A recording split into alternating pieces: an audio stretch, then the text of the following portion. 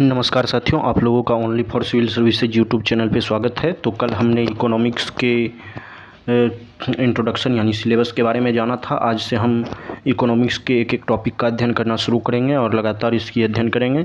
तो आज सबसे पहले राष्ट्रीय आय और उत्पाद के बारे में, नेशनल इनकम एंड प्रोडक्ट के बारे में जानते हैं। ठीक है, तो प्रस्तावना ये क्या है, यानी किसी भी राष्ट्र के सीमित आर्थिक संसाधनों के उपभोग तथा लोगों को मिलने वाले आर्थिक कल्याण का अनुमान लगाने के लिए राष्ट्रीय आय और उत्पाद का अध्ययन किया जाता है। तो राष्ट्रीय आय और उत्पाद क्या है? किसी भी राष्ट्र के सीमित आर्थिक संसाधनों के उपयोग तथा लोगों को मिलने वाले आर्थिक कल्याण का अनुमान लगाने के लिए राष्ट्रीय आय तथा उत्पाद का अध्ययन किया जाता है। ठीक है, तो आगे चलते हैं। देखिए, कभी भी जो है उत्पादन होगा किसी चीज़ का, तो उत्पादन होगा तभी ना आय होगा। मान लीजिए आप कृषि कर रहे हैं, उत्पादन होगा तभी आय होगा। आय होगा तो उपभोग होगा। आय होगा तो यानी आप कुछ खाना चाह रहे हैं या कुछ खरीदना चाह रहे हैं तो उपभोग कीजिएगा। उपभोग जब कीजिएगा, मान लीजिए आपको किसी कंपनी का जींस लेना है, तभी तो आपको संतुष्टि होगा। संतुष्टि होगा तो आर्थिक कल्याण में आएगा। ठीक है, संसाधन के रूप में हम भूमि, भवन, मशीन, श्रम, पशु इत्यादि को रख सकते हैं। ठीक है, जैसे भारत की अर्थव्यवस्था को हम देखें तो 2007 में 1 ट्रिलियन डॉलर की थी, 2019 में IMF के अनुसार 2.9 ट्रिलियन डॉलर की हो गई। ठीक है, चलते हैं नेक्स्ट टॉपिक पे। जैसे कल क्वार्टर की बात कर रहे थे, जैसे आप लोगों ने सुना होगा कि 2020-21 के फर्स्ट क्वार्टर में -23.9% ग्रोथ रेट माइनस में रहा। ठीक है, GDP कुछ लोग बोल देते हैं। तो इसका देखिए सबसे बड़ा कारण क्या है? 2019-20 तो ठीक था। ये ग्रोथ रेट फर्स्ट क्वार्टर जो होता है अप्रैल से जून होता है, और जुलाई से सितंबर सेकेंड होता है, अक्टूबर से दिसंबर थर्ड क्वार्टर होता है, और जनवरी से मार्च फोर्थ क्वार्टर होता है।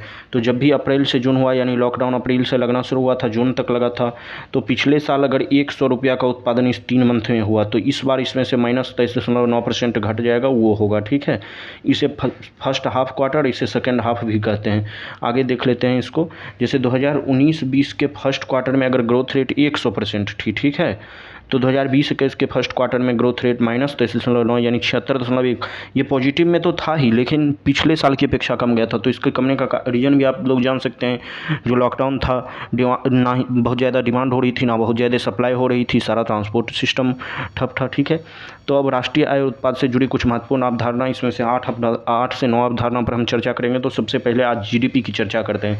GDP का आप लोग खूब अच्छे से नाम सुने होंगे, ग्रॉस डोमेस्टिक प्रोडक्ट, सकल घरेलू उत्पाद। ठीक है, एक देश की घरेलू सीमा के भीतर, इसे ध्यान रखें, एक देश की जो है घरेलू सीमा के भीतर एक वर्ष में, एक निश्चित समय, एक वर्ष में उत्पादित होने वाली सभी अंतिम वस्तुओं और सेवाओं, अंतिम वस्तु कोई देश है, उसकी घरेलू सीमा के भीतर एक वर्ष में उत्पादित होने वाली सभी अंतिम वस्तुओं और सभी अंतिम सेवाओं के बाजार मूल्यों के समग्र योग को GDP कहते हैं। ठीक है, घरेलू सीमा के भीतर होगा, एक वर्ष के भीतर कोई टाइम बाउंडिंग होगा, और सभी अंतिम वस्तुओं और सेवाओं के बाजार मूल्य का।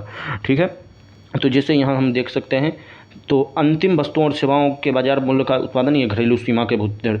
GDP की उपयुक्त परिभाषा को आधार बनाते हुए इससे जुड़ी आवश्यक बातों को निम्न बिंदुओं द्वारा अभिव्यक्त किया जा सकता है। कुछ बिंदु इसके बारे में चर्चा कर लेते हैं हम लोग।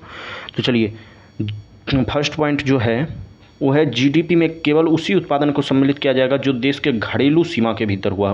तो GDP की जब भी हम गणना करेंगे, तो जो देश के घरेलू सीमा के भीतर जो उत्पादन हुआ हो, भले ही उस उत्पादन में किसी विदेशी साधन की भूमिका क्यों ना रही हो। ठीक है, तो देख लेते हैं।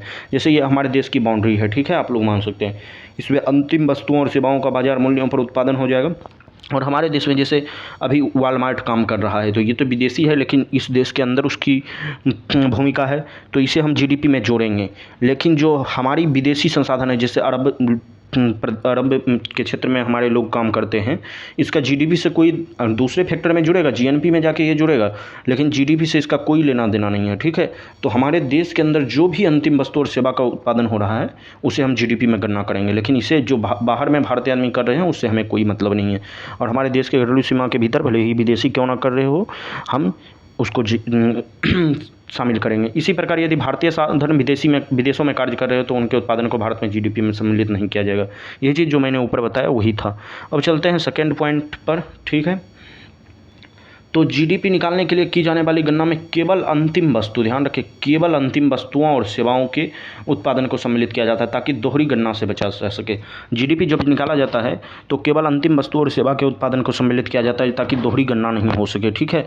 जैसे हम देख लेते हैं, मान लीजिए गेहूँ 10 रुपये केजी है, आटा उसी को बना दिए 12 रुपये केजी, ब्रेड बना दिए 20 रुपये पर केजी। तो इसमें जैसे अब जीडीपी जोड़ना होगा 10 रुपया, 12 रुपया और 20 रुपया जोड़ के 42 रुपया जीडीपी नहीं होगा। जीडीपी इसके जगह होगा 20 रुपया। जीडीपी बराबर अंतिम वस्तु या सेवा का उत्पादन 20 रुपया, ठीक है। हम आगे एसएनए विधि की भी चर्चा करेंगे जो राष्ट्रीय आय विधि के लिए आया है, ठीक है। लेकिन चलिए पहले इसको देख लीजिए, तो अंतिम वस्तु और सेवा का, ठीक है। तो आगे हम फिर चलते हैं, इसको रहने दीजिए। यदि जीडीपी की गणना में सभी वस्तुओं और सेवाओं को सम्मिलित किया जाता है, ठीक है, जीडीपी की गणना में सभी वस्तुओं और सेवाओं को सम्मिलित करना हो तो इसका विकल्प यह है कि उत्पादन की अलग अलग अवस्थाओं पर किए जाने वाले मूल्य संवर्धन, ठीक है, को आपस में जोड़ दिया जाए। हम मूल्य संवर्धन के नीचे चर्चा कर देते हैं, ठीक है। अगर सभी वस्तु या सेवा को सम्मिलित करना है तो मूल्य संवर्धन पे ध्यान देना होगा, ठीक है। तो आगे चलते हैं। यह ध्यान देने योग्य है कि भारत के द्वारा एसएनए 2008 के अंतर्गत 2015 में ये लागू किया गया था। एसएनए 2008 था, सिस्टम ऑफ नेशनल अकाउंट। ये यूएसए का है, एक यूएसए नहीं कह सकते हैं तो पूरी ऑल ओवर वर्ल्ड का है। एसएनए 2008 जो था उसके अंतर्गत 2015 में ये लागू हो गया था। नई राष्ट्रीय आय के आकलन की नई व्यवस्था इसी विधि को लागू किया गया, जिसमें जीडीपी निकालने के लिए जीवीए, ग्रॉस वैल्यू एडिशन का प्रयोग किया जाता है, ठीक है। ग्रॉस वैल्यू एडिशन का प्रयोग किया जाता है, ठीक है। जैसे देखिए, अब उसी एग्जाम्पल को हम ले लेते हैं। तो जैसे गेहूं से आटा बना तो 2 रुपया का मूल्य संवर्धन हुआ न, ठीक है। आटा से फिर ब्रेड बना तो 8 रुपया का हुआ न, और ये 20 रुपया अंतिम वस्तु है, तो इसे छोड़ देंगे। अब इससे पहले हमें 10 रुपया से पहले पता नहीं चल पा रहा है कि क्या है, तो इसे 10 बेसिक ले लेंगे, तो 10 + 2 और +8 कर देंगे, तो 20 रुपया ये मूल्य संवर्धन हो गया। अभी इसी आधार पे होता है। हम नई राष्ट्रीय आय का जो नई विधि है उसे भी पढ़ेंगे, लेकिन उसे इस चैप्टर के लास्ट में पढ़ेंगे, ठीक है। पहले उससे पहले कीनेजियन इकोनॉमिक्स सर देख लेंगे ताकि हमें पता चल सके कि किस आधार पर। तो इस आधार पर भी निकाल सकते हैं या सीधे अंतिम वस्तु निकाल लीजिए। ये मूल्य संवर्धन ग्रॉस वैल्यू एडिशन हो जाएगा और ये सीधे तौर पर आप निकाल सकते हैं, ठीक है। तो चलिए आगे अगला पॉइंट पे चलते हैं।